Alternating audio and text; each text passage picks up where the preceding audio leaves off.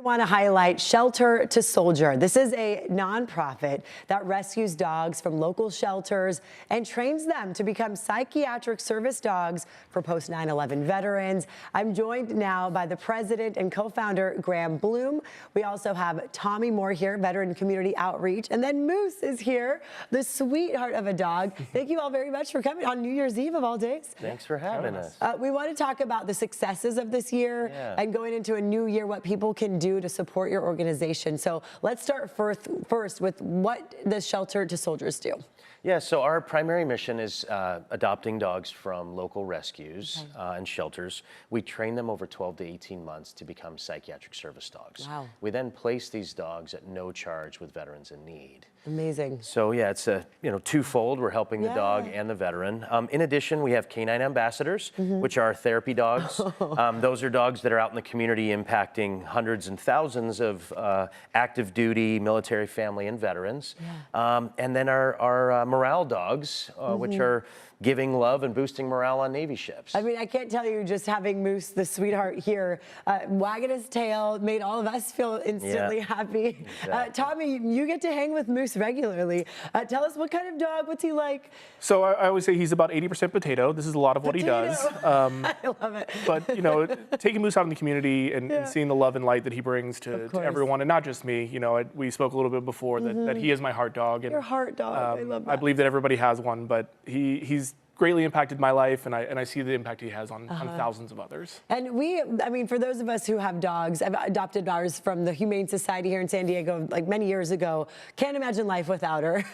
I would imagine for veterans, if you could touch on the impact that having a psychiatric service dog has. I mean, what changes do you see in these people? Yeah, the changes begin even long before they have their dog, because they're coming to the Shelter to Soldier family, a community, an organization that wraps our arms and hearts around each veteran recipient. And we're working on camaraderie, creating new routine, building confidence through becoming a dog handler, learning a new skill, and then eventually being matched and placed with a service animal.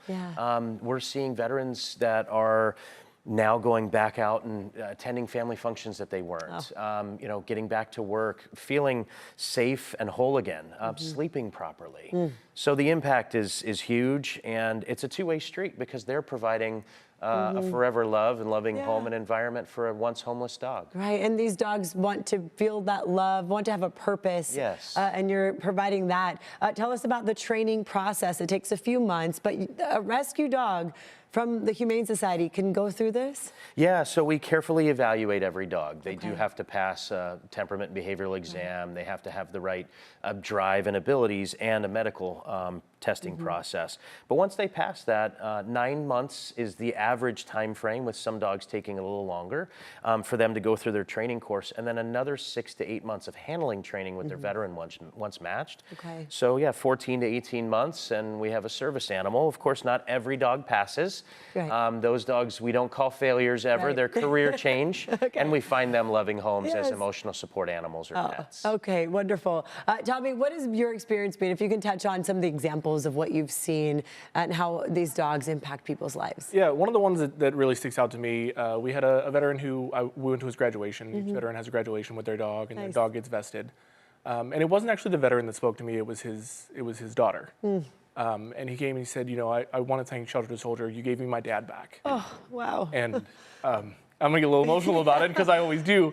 But things like that are just so impactful, and I'm active duty myself, so I spend, this is my life, right? It brings two of the great loves of my life together, my brothers and sisters in arms, and the dogs that we all love and care about.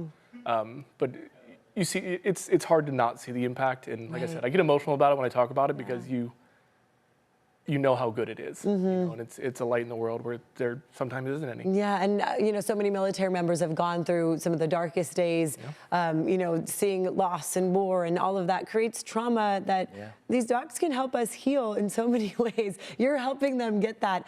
Tell us how our viewers at home might be able to support Shelter to Soldiers. Yeah, so there's lots of ways to give, and visiting our website, sheltertosoldier.org, is a great way to get involved, or follow us us on social media at Shelter to Soldier, because you can learn, follow the stories, you can volunteer, you can donate.